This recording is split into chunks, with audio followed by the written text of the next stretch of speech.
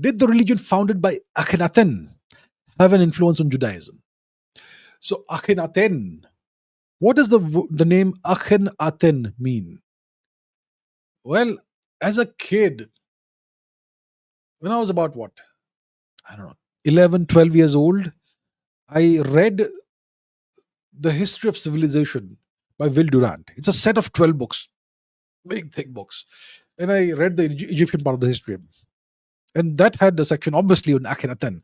So Akhenaten was married to Queen Nefertiti, that very famous lady, uh, whose statue still, whose face portrait, the statue still survives, and she is regarded as one of the, uh, you know, most iconic ladies in world history.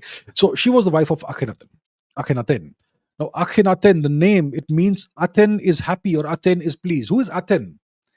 So Akhenaten had started this new religion, a monotheistic religion, sun worship. There's only one God in the world, and we say the sun is the God.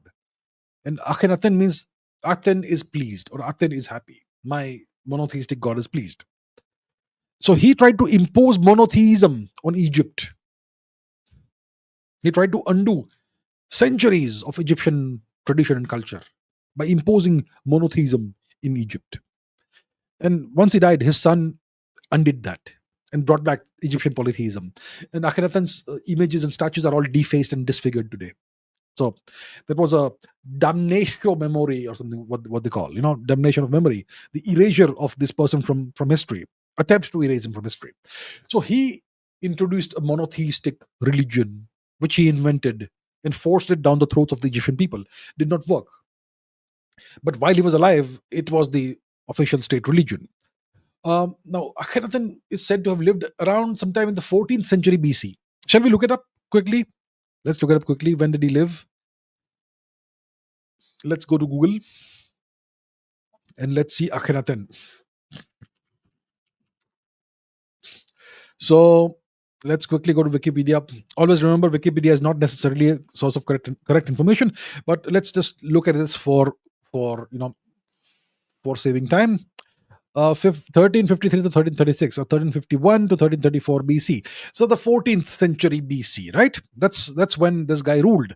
And let's ask this question: when were the Israelites wow, they found it. It's able to predict what I'm going to ask.